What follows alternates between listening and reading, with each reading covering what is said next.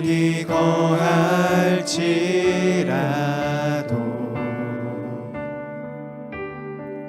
주 날개 나를 지키네.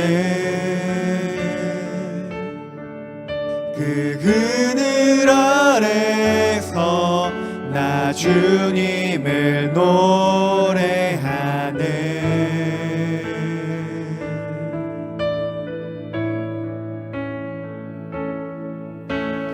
외롭고 험한 길에 내 믿음 연약해져도 기다려 주실 수 있는 주님. 우리 한 번 더 고백합시다. 나 어디 거할지라도, 나 어디 거할지라도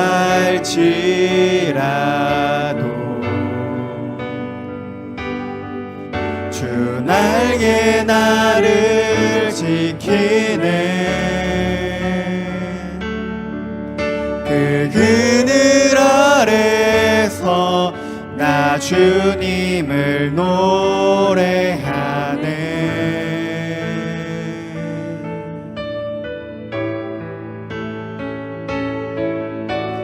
외롭고 험한 길에 내 믿음 연약해져도 기다려 주실 수 있는 주님. 늘 나의 곁에 계시며,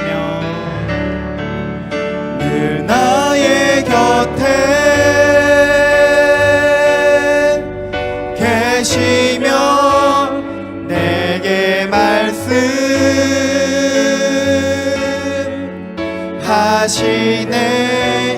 내가 너를 사랑한다.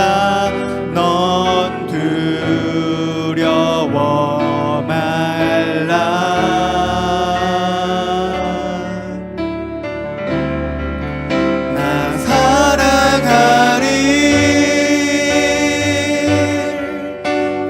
당신을 신뢰하리.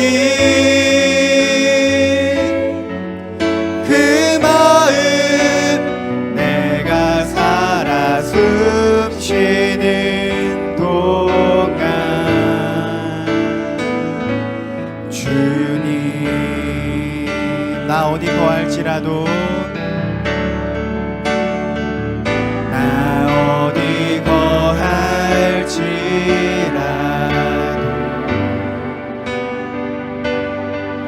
주 날개 나를 지키네.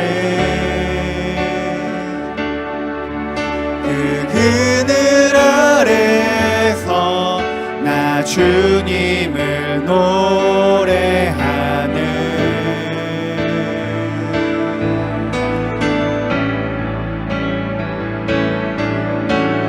외롭고 험한 길에 내 믿음 연약해져도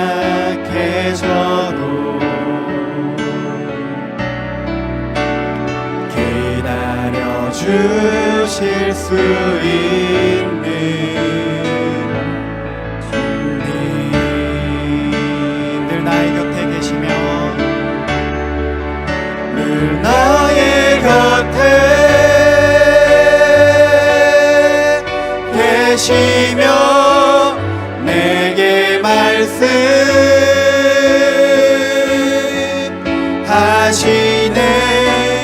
내가 너를 사랑한다. 넌 두려워 말라.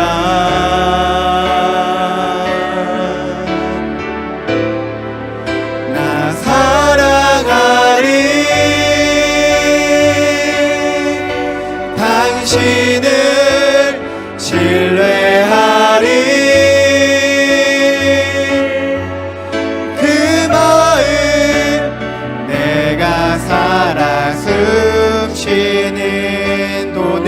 곁에 늘 나의 곁에 계시며 내게 말씀하시네.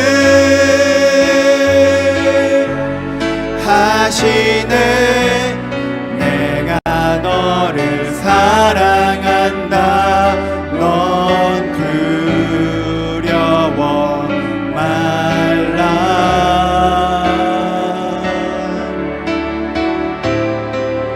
나 사랑하리. 당신을 신뢰하리. 그 마음 내가 살아 숨쉬는 나 숨쉬는 동안, 나 숨쉬는 동안, 나 사는 날 동안,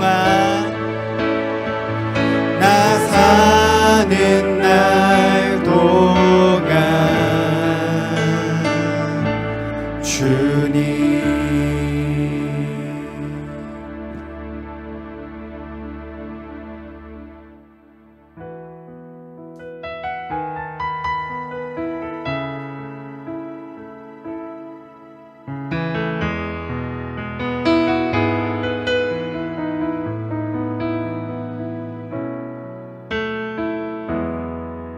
주님, 당신은 내 삶 구석구석까지 감찰하시며 나를 응원하시는 분. 내 길을 밝혀서 영원한 생명의 길로 인도하시며 나를 격려. 오 주님, 당신은, 오 주님, 당신은 내 삶 구석구석까지 감찰하시며 나를 응원하시는 분. 내 길을 밝혀서 영원한 생명의 길로 인도하시며 나를 격려하시는 분.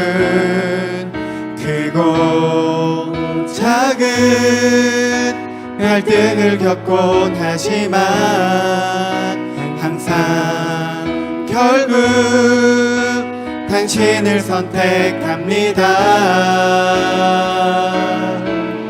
나의 유일한 고백의 대상은 오직 아름다운 당신뿐입니다. 나의 유일한 고백의 대상은 오직 아름다운 당신뿐. 나의 예배를 받으소서. 나의 예배를 받으소서. 홀로 영광을 받으소서. 주여, 예 주여. 오 주님, 당신은, 오 주님, 당신은 내 삶 구석구석까지 감찰하시며 나를 응원하시는 분. 내 길을 밝혀서 영원한 생명의 길로 인도하시며 나를 격려. 크고 작은, 크고 작은 갈등을 겪곤 하지만 항상 결국 당신을 선택합니다.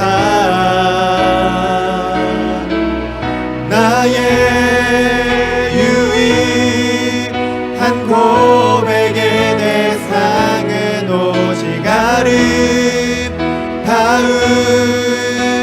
당신뿐입니다. 나의 유일한 고백의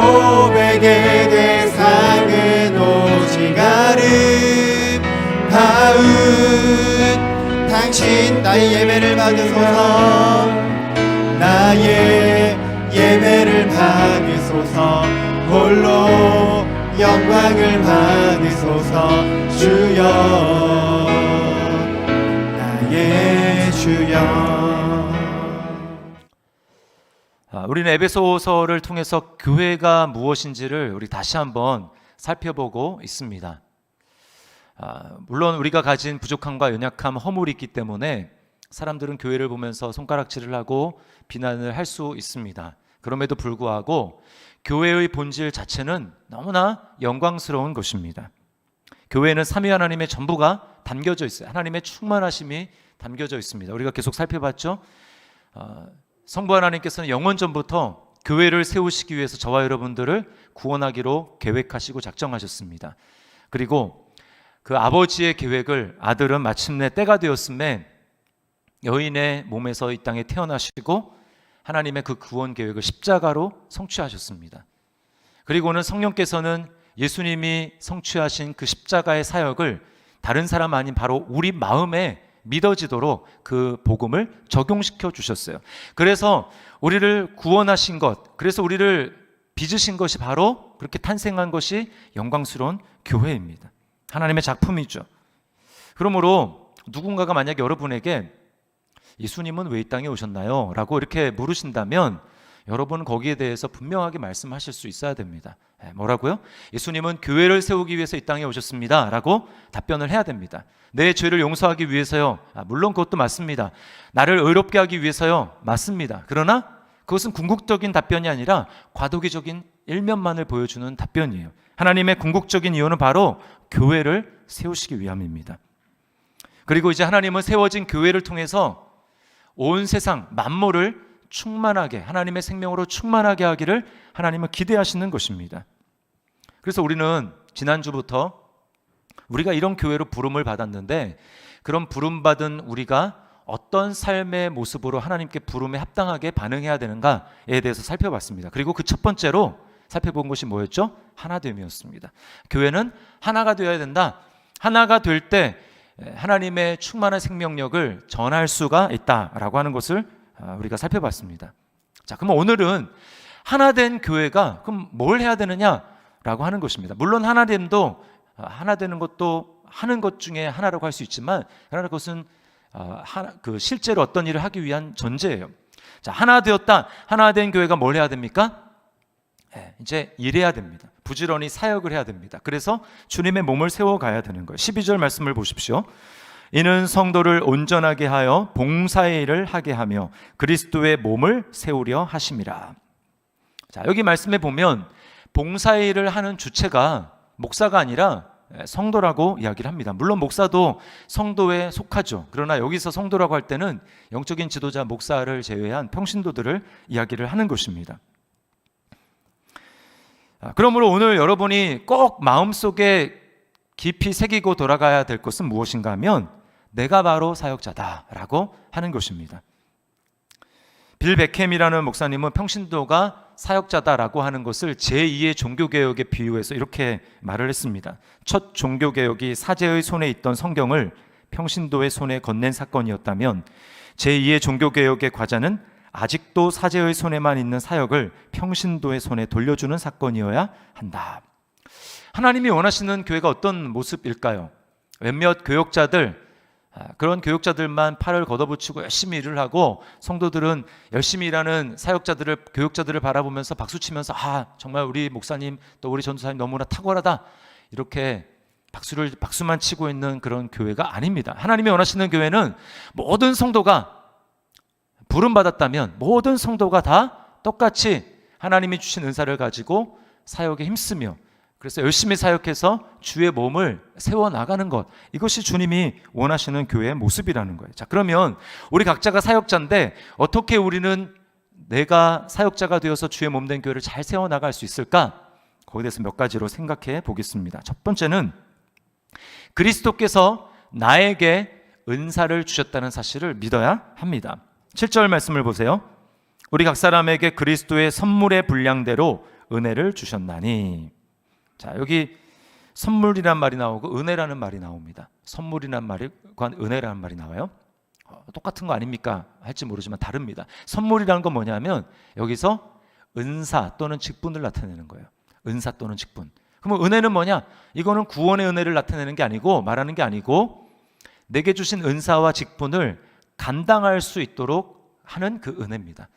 그러니까 하나님께서는, 예수 그리스도께서는 우리를 교회로 부르실 뿐만 아니라 그 교회의 몸을, 그리스도의 몸을 세우기 위해서 우리에게 각자에게 은사를 주실 뿐만 아니라 그 은사를 감당할 수 있는 은혜를 또한 공급하시는 분이라는 것입니다.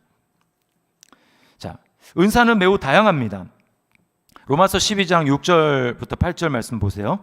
우리에게 주신 은혜대로 받은 은사가 각각 다르니 혹 예언이면 믿음의 분수대로, 혹 섬기는 일이면 섬기는 일로, 혹 가르치는 자면 가르치는 일로, 혹 위로하는 자면 위로하는 일로, 구제하는 자는 성실함으로, 다스리는 자는 부지런함으로, 긍휼을 베푸는 자는 즐거움으로 할 것이니라. 네, 받은 은사가 각각 다르니 우리 각자에게 은사를 주셨는데 그것은 다르는 것입니다. 그러니까 우리가 지난주에 교회는 하나다, 하나됨을 힘써 지켜야 된다라고 할 때 그 하나됨은 모든 사람이 다 똑같이 획일하게 된 그런 공동체가 아니라 하나님이 다양한 은사를 주셨는데 그 다양함 속에서 하나를 이루어가는 것이 바로 교회라는 것입니다.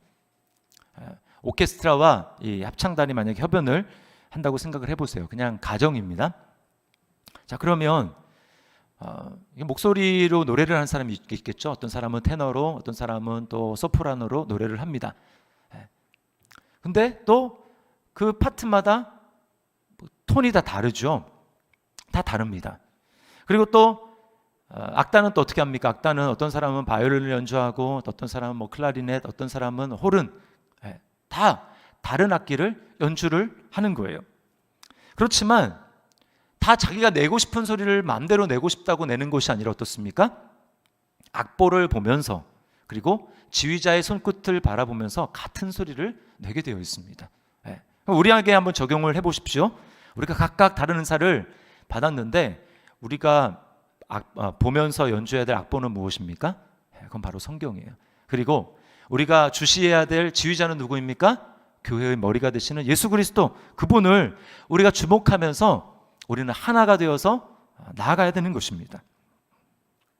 은사는 예외 없이 모든 사람이 받았어요. 여기 오늘 우리 각 사람에게라고 하고 있습니다. 예외가 없다라는 거예요. 구원받은 사람이라면 그 사람이 초신자든 오래 다닌 신자든 아니면 직분을 받은 사람이든 직분을 받지 않고 그냥 뭐 있는 사람이든 상관없이 모든 사람이 다 은사를 받았다라는 것입니다. 이걸 믿어야 돼요. 이 은사를 가지고 일을 함으로써 주님의 몸은 건강하게 아름답게 세워지는 것입니다. 그리고 주님은 은사를 주실 때, 목사님 저는 이걸 가지고 저는 이걸 경험해 본 적이 없어가지고 저는 어떻게 섬길지 모르겠습니다 라고 할 수 있는데요, 주님은 은사만 주실 분이 아니라 아까 뭐라고 했습니까? 은혜도 주시는 분이에요. 그것을 감당할 수 있도록 하시는 분입니다. 그래서 처음에는 좀 어설플 수 있지만, 그래 내가 주님의 몸을 아름답게 세워가는데 쓰임받는 것이 참 귀한 일이지라고 생각하면서 그 일을 섬기고자 할 때, 여러분 주님이 자기 몸을 세우겠다라는데 그 사람에게 은혜를 안 주시겠습니까? 은혜를 그냥 넘치도록 부어주시는 거예요. 저는 이것을 너무나 많이 봤습니다. 하나님의 교회는, 주님의 몸된 교회는 세상에서의 어떤 지식과 지혜와 그리고 자신의 경험을 가지고 섬기는 것이 아니라 주님이 주시는 은혜로 섬기는 것입니다. 그래서 순장하면 순장이 되고, 장로하면 장로가 되고, 목사하면 목사가 되는 것입니다. 왜요? 하나님이 감당할 수 있는 그 은사에 걸맞는 은혜를 하나님이 주시기 때문에 그런 거예요. 그러므로 우리는 쓰임받기를 사모해야 됩니다. 저 못해요 이게 아니라 어떻게든 내가, 주님 저에게 이런 은사를 주셨는데 제가 주님 앞에 쓰임받기를 원합니다. 그래서 주님이 주시는 은혜를, 섬기는 은혜, 섬기는 자에게 주시는 은혜를 제가 경험하기를 원합니다. 그 사람만 아는 거예요. 그것이 바로 우리가 은혜 가운데 살아가는 비결이라는 것입니다. 목사님 다 좋은데요, 저는 제 은사가 뭔지 모르겠습니다 라고 하시는 분도 아마 있을 것입니다. 제가 가장 좋은 방법을 알려드릴게요. 어떻게 하면 내 은사를 알 수 있는가? 해봐야 합니다. 맞아요. 정답이에요. 잘 모르기 때문에 알 때까지는 저는 안 합니다 이게 아니고, 일단 좀 다를 수 있어요. 자기가 생각한 거가 다를 수 있지만 일단 공동체 속에서 해보는 것입니다. 섬겨보는 거예요. 그러면 반드시 그 은사가 드러나게 돼 있어요. 그래서 이전에 섬겼던 교회 그 체육대회가 있지 않습니까? 그러면 평상시에는 잘 안 드러나요. 조용하고 그냥 왔다 다니고 저분은 도대체 섬기지도 않고 무슨 은사가 있는지 잘 모르겠다. 근데 체육대회를 하잖아요. 뭐 이렇게 교구 지역별로 막 응원가 또 다 준비하지 않습니까? 또 여기 우리 이선영 집사님 계시지만 치어리더 막 하잖아요. 그거 하면은 정말 얌전해 보이던 사람인데 어떻게 이렇게 춤을 잘 치시는지 그 은사가 드러나게 되는 것입니다. 좀 빨리 코로나가 끝나서 우리도 체육대 운동장에서 열심히 뛰어노는 그런 날이 속히 오기를 바랍니다. 또 하나 꼭 기억해야 될 사실은 뭐냐면 여기 분량대로라고 하는 말이에요. 분량대로. 어떤 사람은 굉장히 많은 일을 감당할 수 있는 반면에 어떤 사람은 매우 조그만 일만 감당할 수 있습니다. 근데 내가 분량이 얼마나 되는가 이것은 주님만 아세요. 로마서 12장 3절 말씀을 보세요.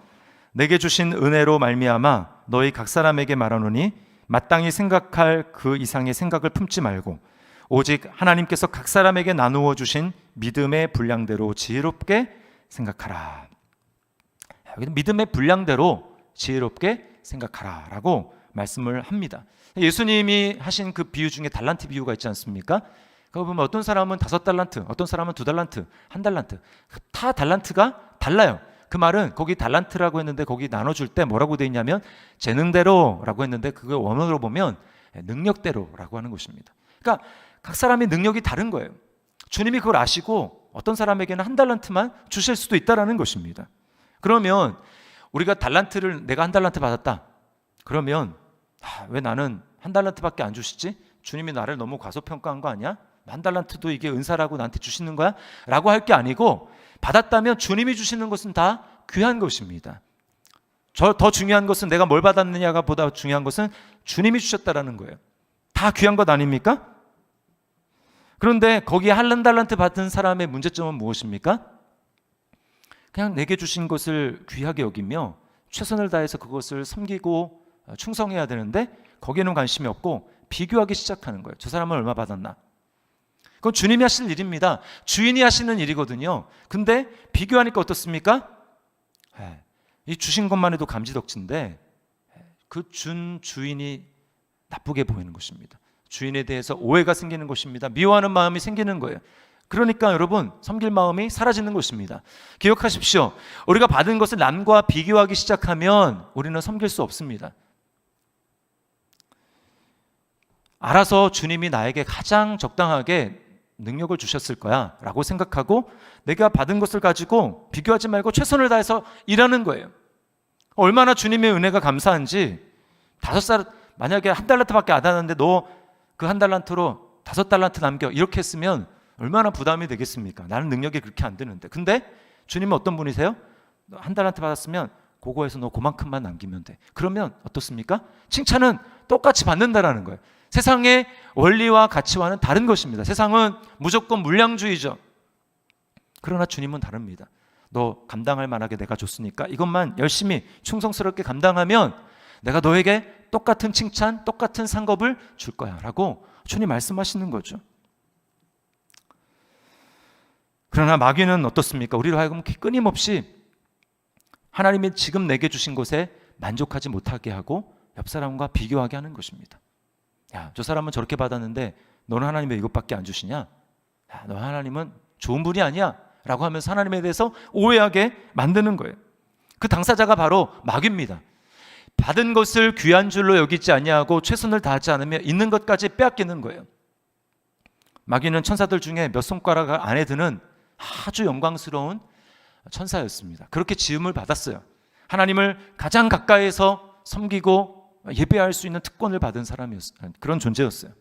그러나 그 마귀는 만족할 줄을 몰랐습니다. 계속 더 많이, 더 높이 그러다가 하나님의 영광의 보좌를 탐하게 되는 것이죠. 그러니까 어떻겠습니까? 하나님을 가장 가까이서 예배할 수 있고 하나님을 가장 가까이서 섬길 수 있는 그런 존귀한 그 직분을 빼앗기고 마는 것입니다. 천국에서 하나님의 보좌에서 내쫓김을 받았어요. 그러면서 지금까지 사람들에게 하는 일이 무엇입니까? 계속 받은 것에 감사하지 못하고 하나님을 바라보며 섬기는 일에 최선을 다하지 못하게 하고 비교하면서 나는 왜 이 모양이야? 나는 이것밖에 안 돼? 라고 하면서 비교하는 일에 사람들의 마음을 이렇게 유혹하는 것입니다. 우리는 내게 주신 분량은 하나님이 정하실 바고 나는 내게 주신 것을 감사함으로 최선을 다해 충성하며 섬기겠다, 이런 마음을 가져야 하는 것입니다. 두 번째는 나의 온전함을 위해 목회자를 선물로 주셨음을 우리는 알아야 합니다.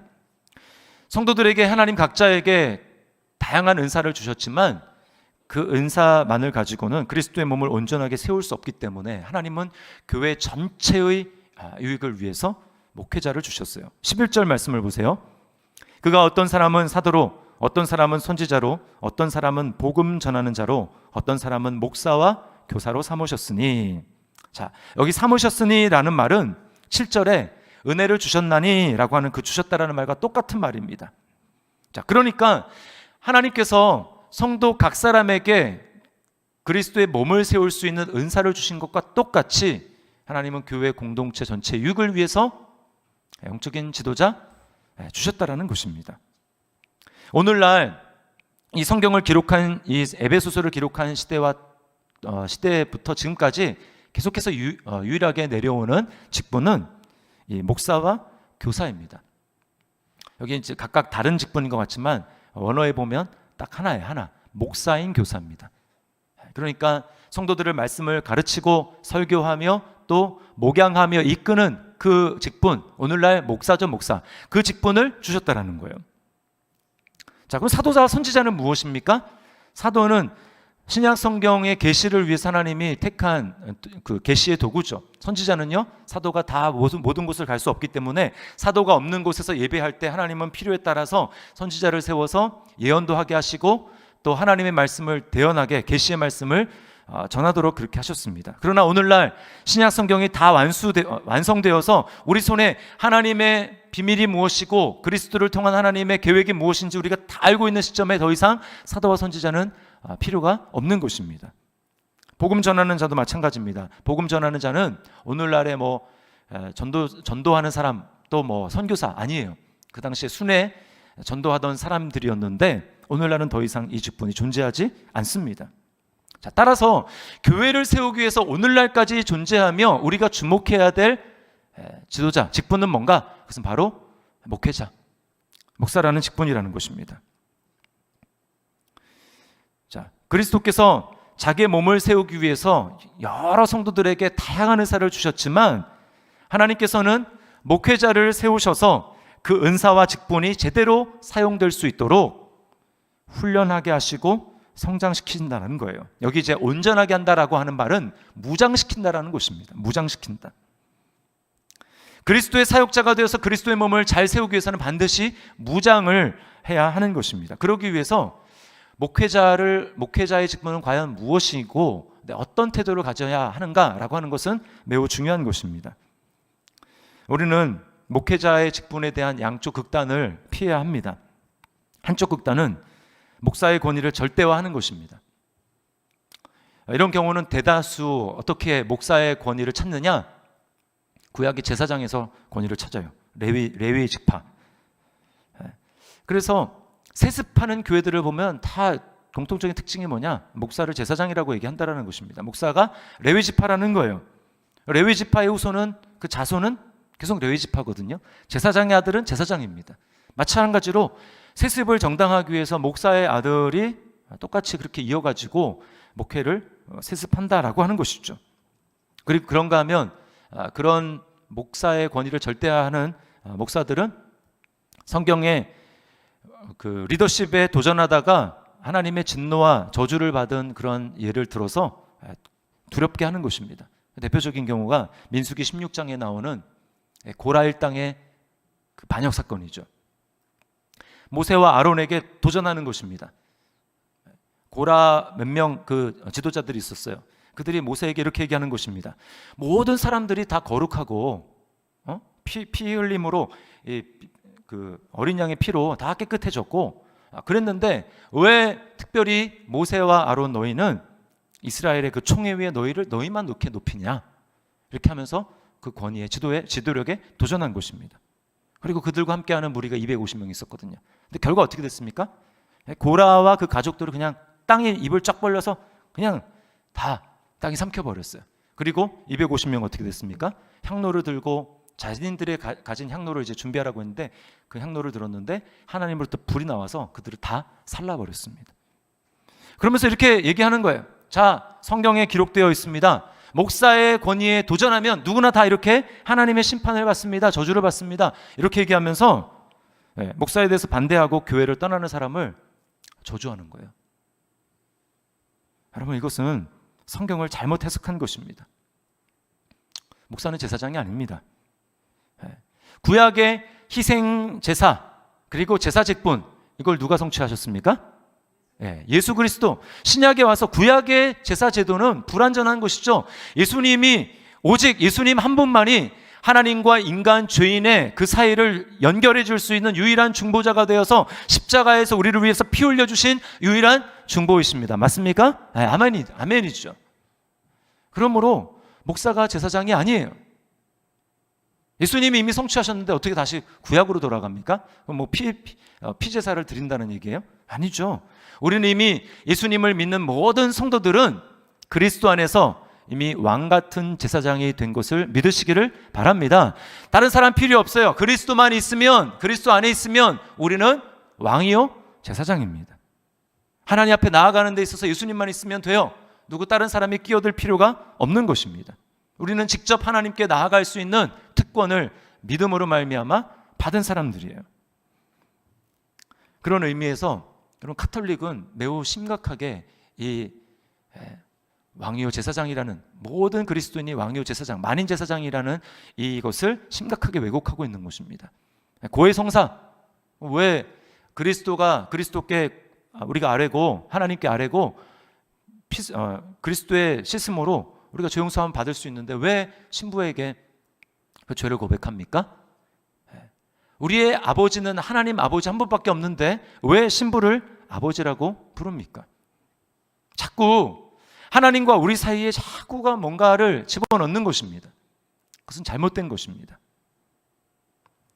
잘못된 권위예요. 자, 그런가 하면 반대쪽 극단이 있습니다. 그것은 필요 없다라는 거예요. 목회자가 필요 없다. 자, 예수님을 믿어서 다 같이 왕 같은 제사장, 다 모든 사람이 형제, 그리고 우리에게 똑같이 계신 성경이 주어져 있는데 더 이상 목회자가 뭐가 필요한가? 하나님의 뜻을 다 알 수 있는데, 더군다나 오늘날 여러분 매스컴에 목회자가 좋지 못한 일로, 부끄러운 일로 자주 등장하는 것을 봅니다. 또 성도들 가운데는 목사로부터 이런저런 상처를 받은 분들이 있어요. 그러면 목사라는 말을 들으면 그냥 알러지 반응이 자연스럽게 생기게 되는 것입니다.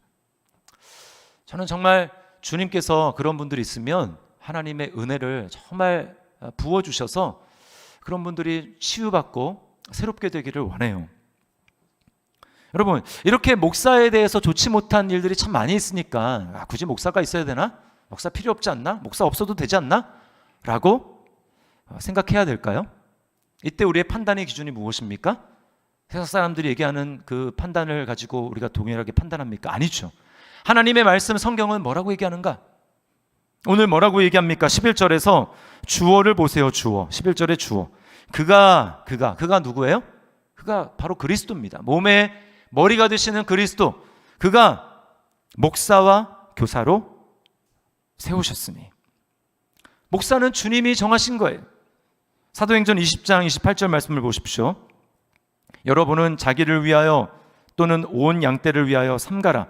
성령이 그들 가운데 여러분을 감독자로 삼고 하나님이 자기 피로 사신 교회를 보살피게 하셨느니라. 장로들, 에베소 교회에 있는 장로들을 향해서 뭐라고 합니까? 성령이 너희를, 양떼를 돌보는 감독자로 세웠다. 하나님이 세웠다라는 거예요. 여러분, 왜 목회자와 성도의 관계가 중요할까요? 그것은 아까도 말씀했지만 목회자가 성도 여러분을 온전하게 하고 무장해서 훈련시키는 존재이기 때문에 그렇습니다. 여러분이 사역자가 되어서 최고의 봉사를 하기 위해서 여러분이 무장되는 그 최고의 무장은 무엇입니까? 그것은 바로 은혜를 받는 거예요.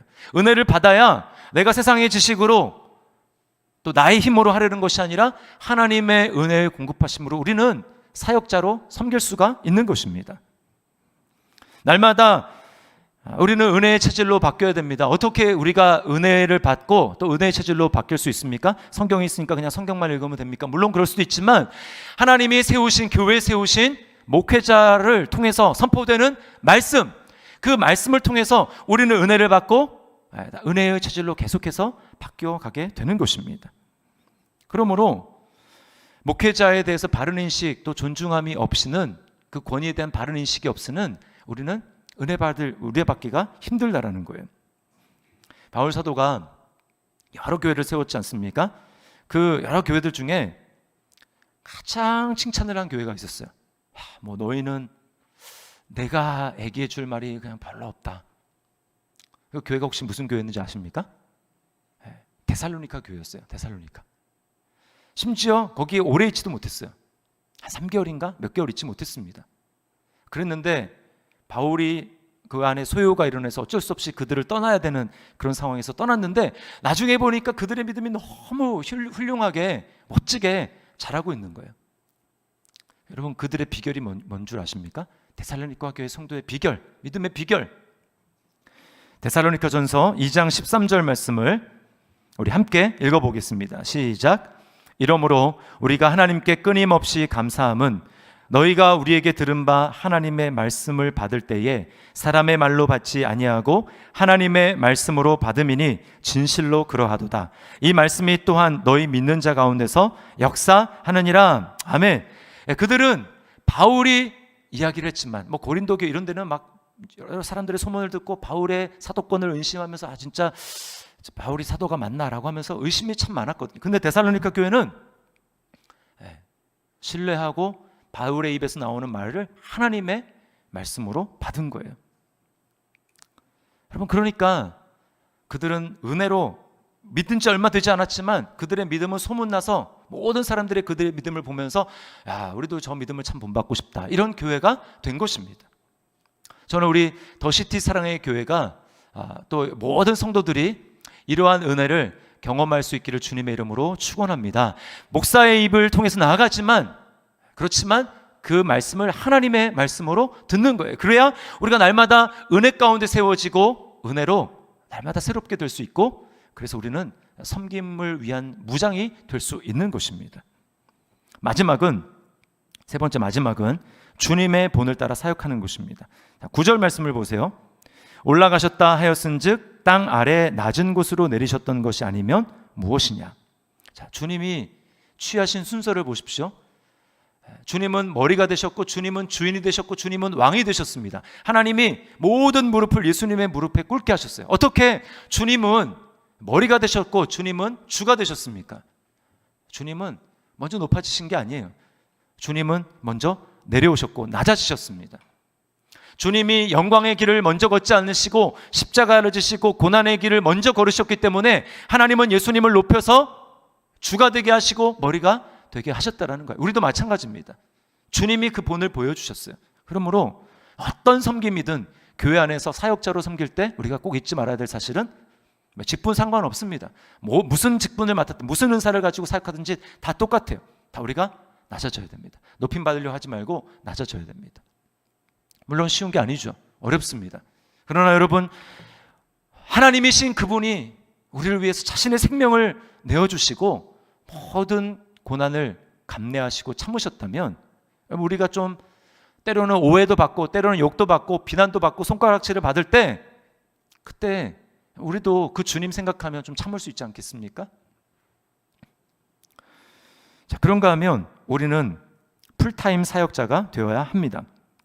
이 말은 여러분이 교역자들처럼 교회 사역에 막 전적으로 뛰어들어야 된다, 이 말을 하는 것이 아닙니다. 여러분은 섬기라고 하니까, 사역자가 되라고 하니까 뭐 교회 사역에 뭐 한두 군데 이렇게 섬기는 것으로 그래 나는 할 일을 다 했지 라고 생각할 수 있는데 그게 아니라는 거예요. 만약에 사역자가 되어서 교회를 섬기는 것이 그리스도의 몸을 세워나가는 것이 한두 개 그냥 교회 사역하는 것으로 다 끝났다라고 하면 어떻습니까? 마치 이런 것과 똑같은 거예요. 자, 섬기려고 하는데 자, 나의 삶의 울타리가 있습니다. 거기서 밖으로 걸어 나옵니다. 나와서 이제 내게 있는 시간, 또 내게 있는 돈, 또 내게 있는 힘, 능력, 에너지 이것을 주님에서 좀 쓰고 교회에서 이제 불렀으니까 쓰고 그 다음에 이제 사역한 다음에 어떻게 해요? 다시금 내 삶의 울타리 안으로 들어가는 거예요. 여러분, 이건 무엇입니까? 이렇게 됐을 때 문제점은 무엇인가? 주님이 여전히 그 자기 중심이라는 거예요. 자기 중심. 주님은 우리를 위해서 왜 생명을 주셨습니까? 내가 너희를 위해서 생명을 준 것은 다시는 너희 자신을 위해 살지 말고 너희를 위해 생명을 버린 나를 위해서 살게 하려는 거야. 여러분, 주님을 위해서 사는데 우리 삶에 제한이 어디 있습니까? 섬길 때만 잠깐 나와 섬기고 그 다음에 내 원래 삶으로 돌아가는 것. 여러분, 이것은 주님이 원하시는 섬김이 아니에요. 우리 삶의 전 영역이 이제는 주님의 것입니다 라고 하면서 주님께 드려질 수 있어야 한다라는 것입니다. 오늘 10절의 마지막 말씀을 주목해 보세요. 이는 만물을 충만하게 하려 하십니다. 만물을 충만하게 하기 위해서는 우리가 나의 일상의 삶에서도 주님을 섬겨야 된다는 것입니다. 내게 주신 것을, 시간과 모든 것을 가지고 섬겨야 된다는 거예요. 저는 이 만물 중에 첫 번째가 가정이라고 생각합니다. 가정. 여러분, 그 만물이라는 말에 가정이라는 말 넣어보세요. 가정을 충만하게 하려 하십니다. 또 여러분의 자녀들을 넣어보십시오. 가정에서 먼저 하나님의 은혜가 드러나야 되고 하나님의 나라가 임해야 합니다. 사람들은 하나님을 보지 못해요. 하나님 보이지 않으니까. 그러므로 여러분, 하나님을 보여줄 수 있는 존재는 교회입니다. 여러분이 하나님의 얼굴 바담이 되셔야 돼요. 하나님의 얼굴 보이지 않는데 여러분의 얼굴 모습을 통해서 하나님의 얼굴을 희미하게나마 보여줄 수 있어야 됩니다. 하나님이 사랑이신데 하나님이 사랑인 거 모르잖아요. 어떻게 합니까? 우리의 손과 발의 행동과 섬김을 통해서 가정에 하나님은 이런 분이겠구나 라고 하는 것을 알 수 있어야 한다는 것입니다. 여러분, 지난주부터 가정 예배지가 이제 나갔잖아요. 가정에 찬양과 기도를 심으시기를 바랍니다. 가정에 예배가 세워져야 돼요. 그럴 때 가정이 하나님의 충만하심으로 충만하게 될 수 있습니다. 여러분, 가정 예배를 드리라고 한다고 해서 여러분이 부모라고 해서 막 권위 잡으면서 가르치라는 말이 아니에요. 그러지 말고 그러기 위해서는 여러분이 먼저 은혜를 받으셔야 됩니다. 하나님의 음성을 들어야 돼요. 오늘 아빠는, 오늘 엄마는 하나님이 이런 음성을 주셨어, 이런 은혜를 주셨어, 너희가 나누는 거야 라고 이야기를 하는 것입니다. 그럴 때 자녀들도 차츰 하나님의 은혜가 뭔지 깨닫기 시작하고 자녀들의 마음에 하나님의 은혜가 지배하기 시작하는 거예요. 여러분이 먼저 은혜 받기를 힘쓰십시오. 내가 자녀들에게 제대로 은혜를 흘려보내기 위해서 내가 먼저 은혜를 받아야 돼, 이런 마음을 가지고 여러분이 은혜를 받기를 힘쓰셔야 돼요. 신명기 보면은 하나님이 이스라엘 백성들에게 말하지 않습니까? 들으라 이스라엘아, 너희 하나님은 오직 하나인 하나님이시니 너희는 마음을 다하고 성품을 다하고 뜻을 다하고 힘을 다하고 목숨을 다해서 여호와를 사랑하라. 내가 먼저 하나님을 사랑하고 은혜 받는 것이 먼저입니다. 그 다음에 흘러가는 거예요. 그렇게 될 때 가정이 하나님의 은혜로 충만해지게 될 때 그 가정 안에 있는 은혜가 또 내가 가는 직장 가운데 흘러가게 될 것이고, 여러분의 자녀를 통해서 학교와 자녀들의 친구 가운데 하나님의 생명력과 은혜가 흘러가게 될 줄 믿습니다. 여러분, 우리는 사역자예요. 교회는 사역자로 우리를 부른 것입니다. 하나 되었다면 이제는 그리스도의 몸을 세우기 위해서 우리는 힘써 일해야 됩니다. 우리 각자에게 하나님이 은사를 주셨어요. 분량대로 은사를 주셨습니다. 예외가 없어요. 모든 사람에게 하나님께서는 은사와 섬길 수 있는 것을 주셨습니다. 그리고 또 그 은사와 섬김이 무장이 되기 위해서 하나님은 교역자를, 목회자를 교회에 세우셨습니다. 그러므로 날마다 누가 말씀을 이 안에 앞에서 선포하든지 간에 여러분 그 말씀을 통해서 하나님의 말씀으로 듣고 하나님의 음성으로 듣고 은혜를 받고 마음이 날마다 은혜로 새로워질 수 있기를 바랍니다. 그리고 정말 주님의 본을 따라서 우리가 낮아지기를 힘쓰고, 그리고 내 삶의 작은 영역이 아니라 내 삶의 전 영역, 특별히 가정에서 하나님의 충만하심이 예배를 통해서 드러나게 되는 그 일에 쓰임받는 저와 여러분의 삶이 될 수 있기를 주님의 이름으로 축원합니다. 우리 말씀을 기억하며 찬양했으면 좋겠어요. 이 시간 우리를 사용하소서, 우리를 사용하소서. 이 찬양 우리 하나님 앞에 드리도록 하겠습니다.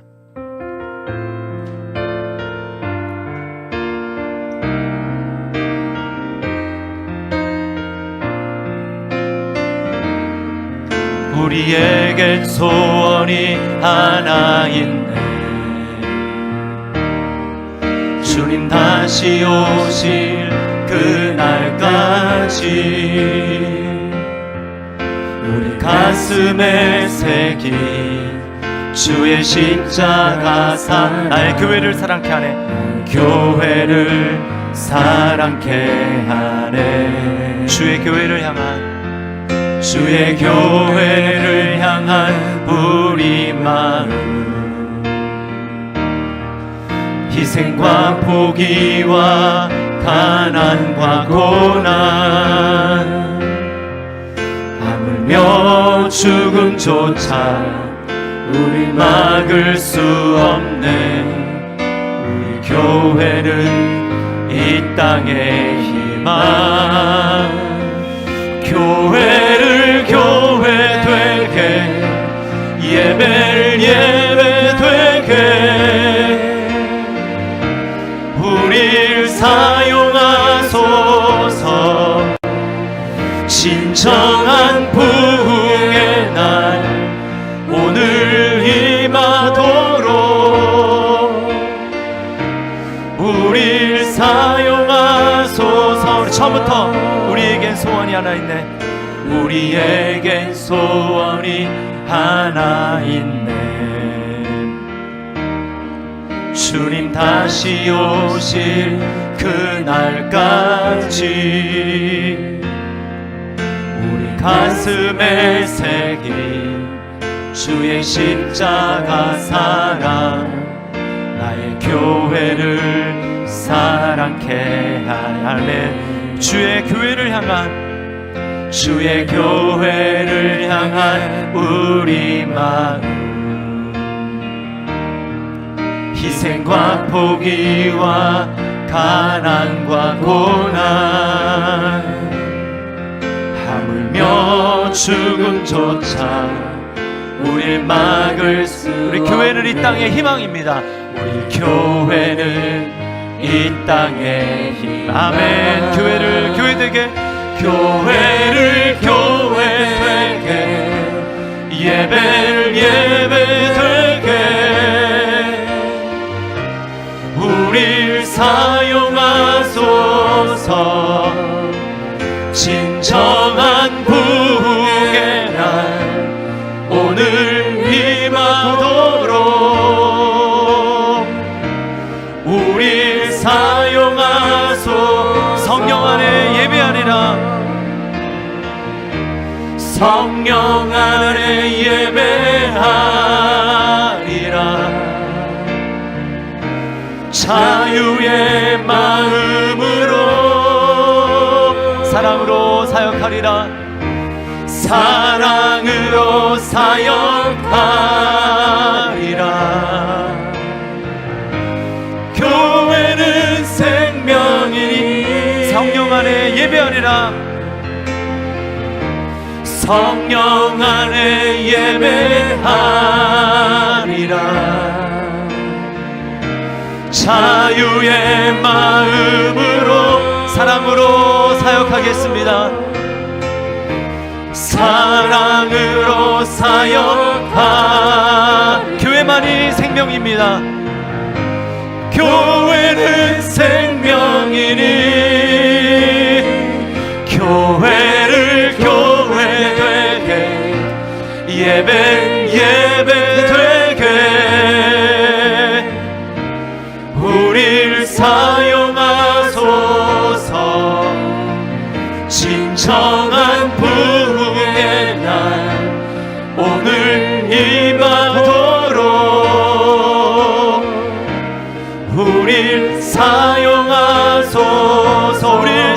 주옵소서. 우릴 사용하소서. 나를 사용하여 주시옵소서. 나를 사용하소서.